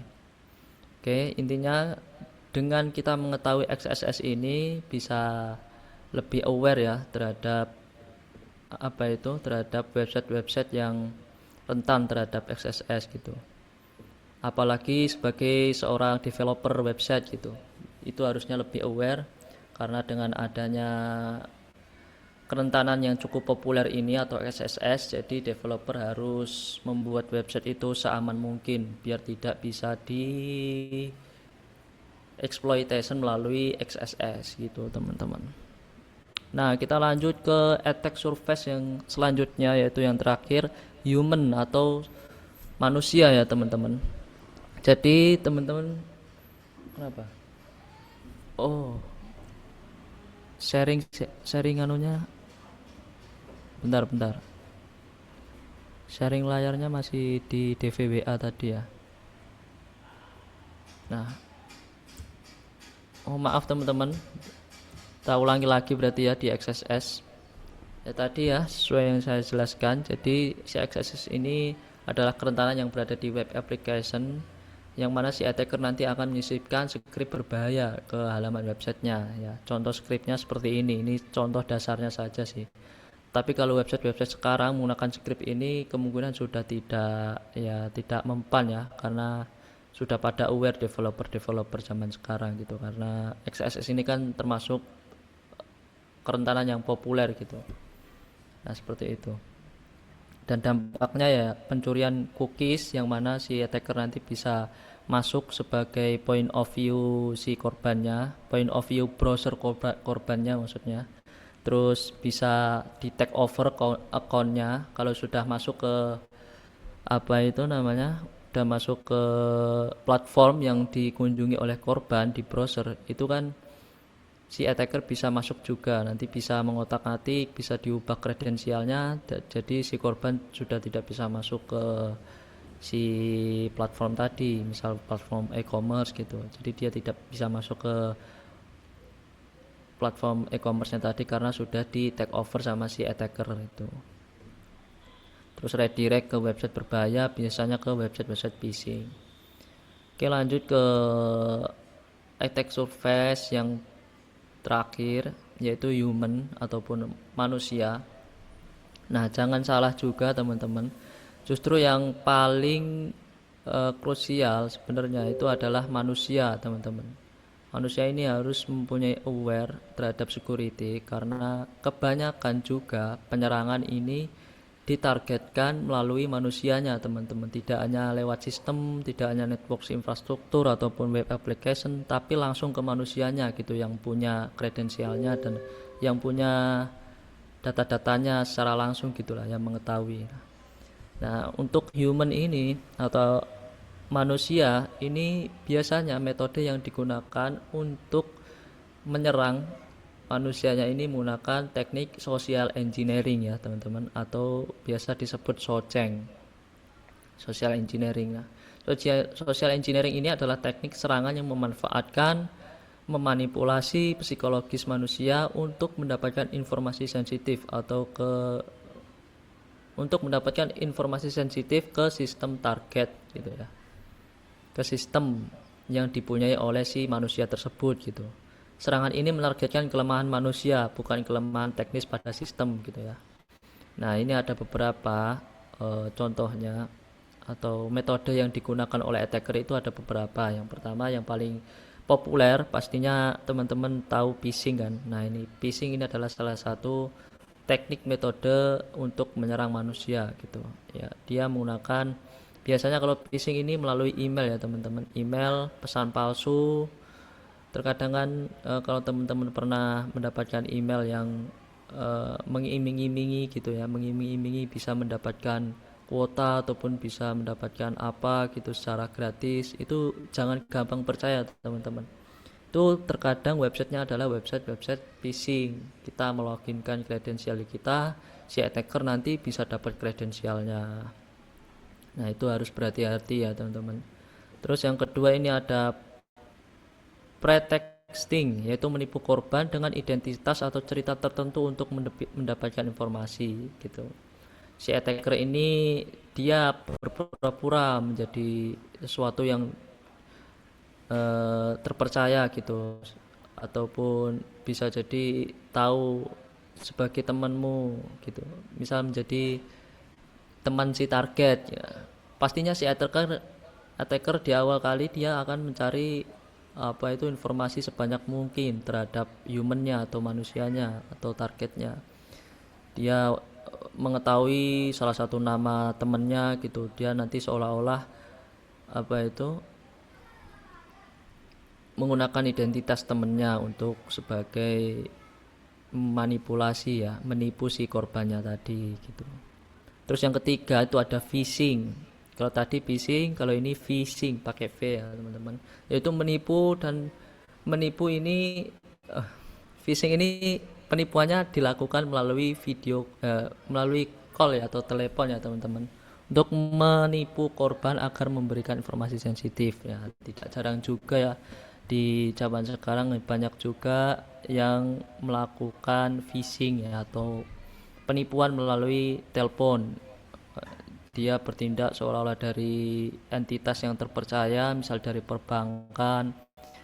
Ini ada utang sebanyak ini, suruh cepat membayar. Nah, ibaratnya seperti itu teman-teman. Biasanya kan seperti itu. Soalnya aku melihat di sosmed pun tidak jarang ya, memang ada yang pernah ketipu, ada yang pernah mengalami phishing ini ya, teknik yang digunakan attacker untuk memanipulasi si korban melalui telepon. Terus yang keempat itu ada smishing ya, smishing ini melalui SMS gitu teman-teman. Jadi ini beberapa. Untuk lab pentestingnya ini sebenarnya sudah saya pernah praktekkan dan juga sudah pernah di-upload ya videonya. Teman-teman bisa cek video saya aja sebelumnya di webinar Ramadan tahun lalu, cari aja di YouTube. Ini pentestingnya bisa menggunakan tools sih untuk phishing ini.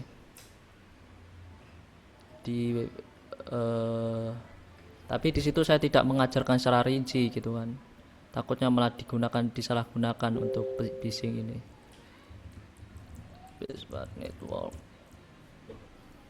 Bentar, share screen-nya sudah lihat belum?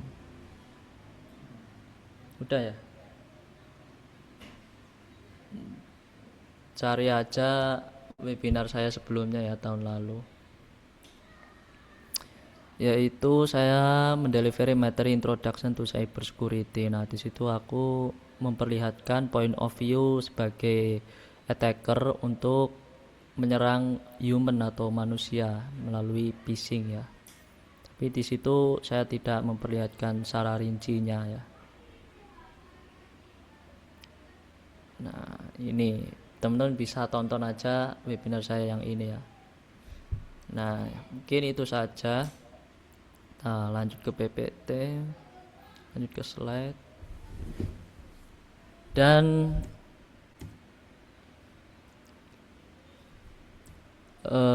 ini untuk disclaimer ya, tadi yang saya sudah demonstrasikan untuk pentestingnya tadi itu hanya untuk edukasi ya teman-teman, untuk peningkatan kesadaran akan keamanan cyber. Jadi dilarang keras yang tadi saya ajarkan atau tadi saya tunjukkan prakteknya, ini digunakan untuk ke sistem atau jaringan atau aplikasi yang tidak mempunyai izin gitu. Jadi jangan disalahgunakan ya teknik-teknik tadi di aplikasi ataupun di sistem yang belum mengizinkan gitu ya, atau dari pemilik yang sah. Belum ada izin dari pemilik yang sah gitulah. Contohnya teman-teman kalau pengen belajar juga ya bisa menggunakan DVWA tadi, atau menggunakan platform-platform yang lain lah untuk belajar cyber security gitu, belajar pentesting. Dan bisa juga kalau teman-teman kalau mau nyoba bug bounty itu malah lebih bagus lagi ya teman-teman, bisa mendapatkan apresiasi nantinya. Biasanya orang-orang yang mengikuti bug bounty dan bisa menemukan celah di dalamnya itu nanti akan diapresiasi, bisa entah apresiasinya itu berupa materi ataupun sertifikat gitu. Oke, itu saja yang dapat saya berikan dan saya delivery mengenai materi pentesting, VAPT, vulnerability assessment dan penetrasan testing. Semoga bermanfaat dan semoga meningkatkan kesadaran kita semua akan pentingnya security dalam dunia digital ya teman-teman. Oke, terima kasih, semoga bermanfaat. Sekian dari saya, terima kasih. Wassalamualaikum warahmatullahi wabarakatuh. Saya kembali lagi ke host.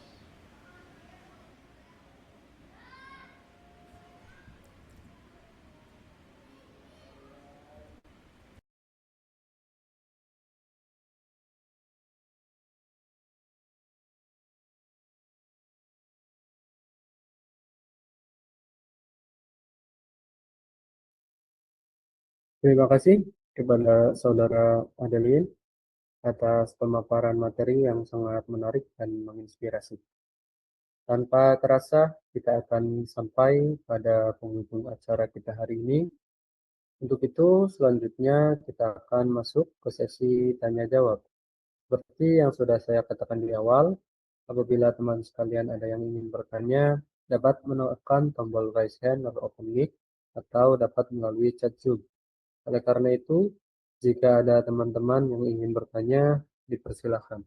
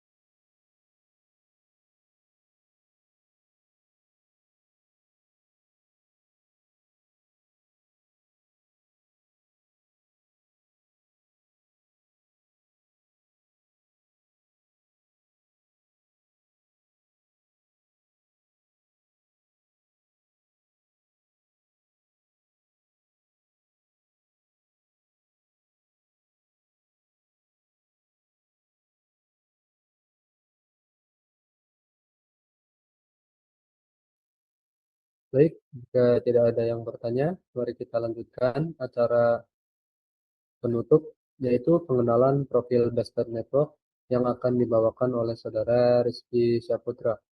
Pada Saudara Rizky Syaputra, saya persilahkan. Baiklah, pada kesempatan kali ini saya akan membawakan atau memperkenalkan company promotion. Itu, Assalamualaikum warahmatullahi wabarakatuh. Saya Muhammad Rizky Syaputra. Pada kesempatan kali ini, saya akan memperkenalkan Bestpad Network. Ya, adalah sebuah perusahaan yang bergerak di bidang IT. Di sini ada daftar isi yang akan kita kasih tahu mulai dari tentang Bestpad Network, visi dan misi, keahlian kami, layanan kami, mengapa harus memilih kami, brand dan klien kami, tim dan sertifikasi kami, kemudian kontak kami. Bestpad Network didirikan pada tahun 2016 dan sejak saat itu kami telah berkembang menjadi penyedia solusi IT yang andal. Kami bukan sekedar penyedia layanan IT, tetapi partner teknologi yang bisa membantu teman-teman mengembangkan bisnis melalui solusi data center, keamanan jaringan, IT training, hingga IT consulting. Dengan semangat working with passion, kami didukung oleh tim teknis yang muda, berpengalaman, dan energi. Kami siap menangani berbagai proyek dengan standar tinggi tanpa mengorbankan kualitas. Visi kami yaitu menjadi penyedia solusi IT terkemuka yang berorientasi pada inovasi, keandalan, dan kepuasan pelanggan, serta berkontribusi dalam pengembangan infrastruktur digital berkualitas di tingkat nasional dan internasional. Visi kami berdedikasi untuk memberikan layanan IT terintegrasi yang memprioritaskan kualitas dan standar profesional tinggi di seluruh siklus layanan. Fokus kami adalah membangun kemitraan yang langgeng dengan klien melalui solusi yang disesuaikan, sekaligus bertindak sebagai katalisator pertumbuhan talenta IT melalui program pelatihan inovatif dan bersertifikasi. Didorong oleh tim muda yang berkompeten dan bersemangat, kami berkomitmen untuk terus berinovasi dalam menghadapi tantangan teknologi masa depan untuk memberikan nilai luar biasa kepada mitra bisnis kami. Nah, di sini kami ingin menjelaskan beberapa keahlian utama yang kami miliki di Bestpad Network, yang memungkinkan kami untuk memberikan solusi IT secara menyeluruh untuk setiap kebutuhan perusahaan teman-teman. Di sini ada komputer network, kami memiliki keahlian dalam jaringan komputer, mulai dari desain hingga implementasi, untuk memastikan konektivitas yang stabil dan efisien di seluruh organisasi Anda. Solusi kami memungkinkan Anda untuk mendukung operasional yang lebih baik dan lebih cepat. Selanjutnya ada network cabling. Kami juga ahli dalam pemasangan kabel jaringan yang sangat penting untuk memastikan bahwa infrastruktur IT Anda dapat mendukung kecepatan dan stabilitas jaringan.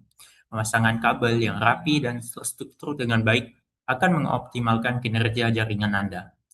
Lalu ada cyber security. Keamanan cyber merupakan prioritas utama kami.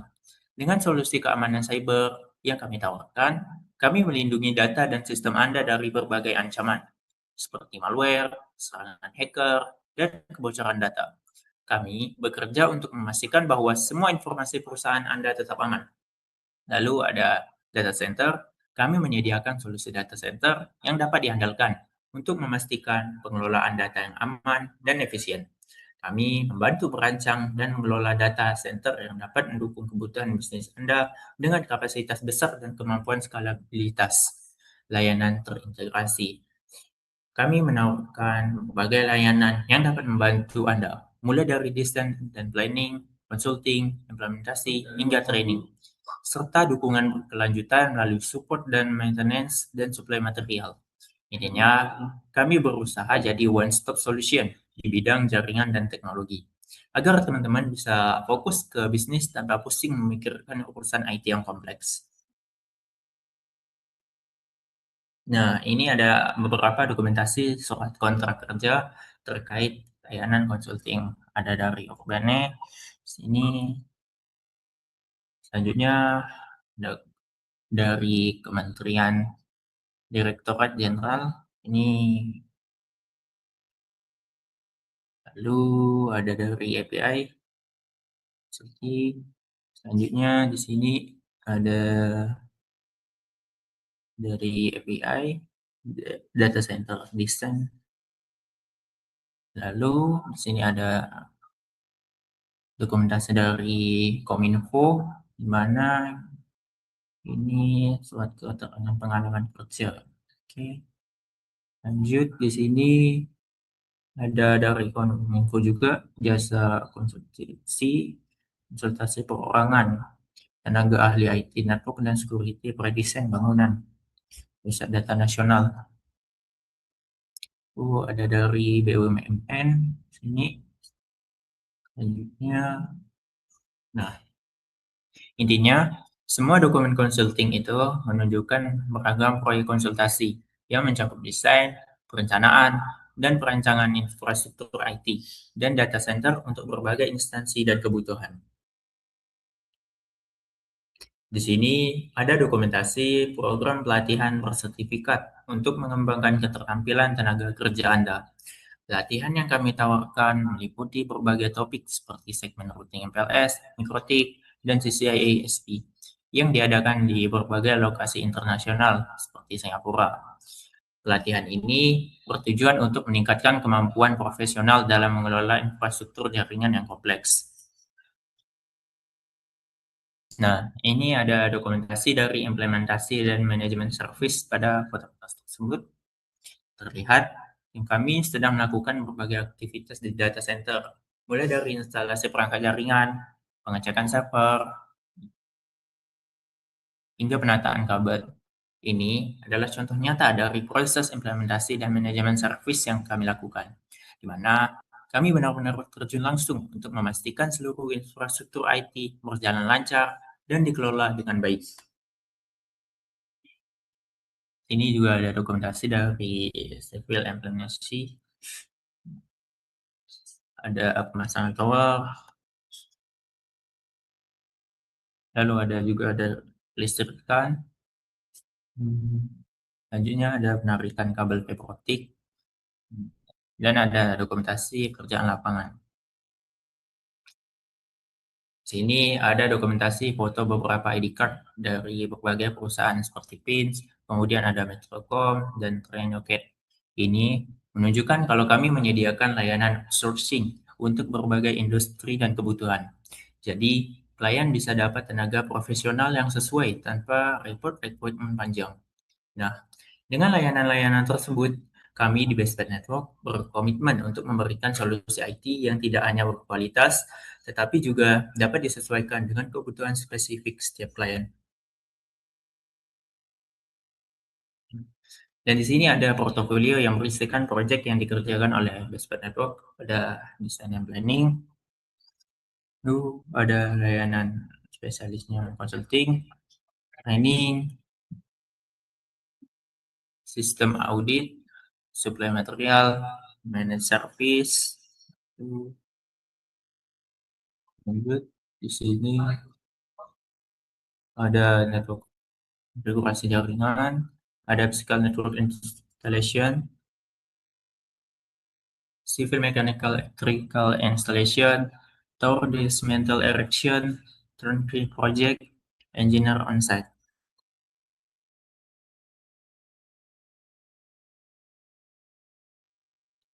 Mengapa harus memilih kami? Karena kami berpengalaman sejak tahun 2016 dan telah mengalami berbagai proyek besar. Kami mempunyai solusi IT yang fleksibel dan bisa disesuaikan dengan kebutuhan bisnis Anda. Kami juga memakai teknologi terbaru yang selalu update dengan perkembangan industri. Kami percaya bahwa teknologi bukan cuma soal sistem dan perangkat, tapi bagaimana kita menggunakannya untuk membantu bisnis klien berkembang lebih cepat dan lebih aman. Nah, di sini kami bekerja sama dengan vendor global, ada dari Fortinet, Mikrotik, Juniper, Luigi, Atrici, Cisco, Huawei, dan Omada. Cara soal kepercayaan, kami juga sudah bekerja sama dengan berbagai instansi pemerintah dan perusahaan swasta di dalam negeri ataupun di luar negeri. Selain itu, Kami juga didukung oleh vendor teknologi global. Jadi teman-teman bisa yakin bahwa solusi yang kami tawarkan selalu up to date dan menggunakan standar internasional. Nah, dari instansi pemerintah kita ada dari BSSN, Polri, Mabes Polri, Komdigi, dan lain-lain. Kita bisa lihat di sini. Lalu ini ada dari perusahaan Nena, TT, Fujitsu, Mizuho. Bisa lihat di sini ya teman-teman. Oke. Tim kami terdiri dari para profesional bersertifikasi yang siap memberikan solusi IT terbaik untuk berbagai kebutuhan bisnis dan pemerintahan dari vendor-vendor terkemuka. Kalau dari Cisco di sini ada sertifikat mulai dari CCNA sampai CCIE. Ada Fortinet, Cyber Security, Juniper, Jinxia, Huawei, HNA, Rotik, MTCNA, MTCRE, MTCE, dan data center di CFC. Nah, kalau teman-teman mau tahu lebih lanjut soal layanan kami, mulai dari konsultasi, pelatihan, sampai implementasi, bisa langsung hubungi kami di nomor kami yaitu 0878 914 48413. Kalian juga bisa cek informasi lengkap di website kami yaitu www.bestpetstripnetwork.com dan atau email kami yaitu info@bestpetstripnetwork.com. Kantor kami berlokasi di Jalan Lombok 2, nomor 154, Perumnas 1, Kota Tangerang, kode pos 15138, Indonesia. Kami selalu terbuka untuk diskusi dan siap membantu kebutuhan IT teman-teman. Jadi jangan ragu buat kontak dengan kami ya. Oke, mungkin sampai di sini saja. Saya akan langsung kembalikan kepada host. Terima kasih. Terima kasih kepada Saudara Rizky Syahputra atas pemaparannya. Dengan ini berakhirlah webinar kita pada sore hari ini. Terima kasih kepada pemateri, pembaca doa, dan seluruh peserta yang berpartisipasi. Semoga apa yang telah kita dengar, kita lihat, dan kita baca dapat menjadi ilmu yang berkah dan bermanfaat untuk kehidupan kita. Saya Muhammad Afus, selaku host, serta seluruh panitia webinar pamit undur diri. Mohon maaf bila ada kesalahan dan kekurangan, kedepannya akan kami perbaiki. Sekian dan terima kasih. Wabillahi taufiq wal hidayah. Assalamualaikum warahmatullahi wabarakatuh.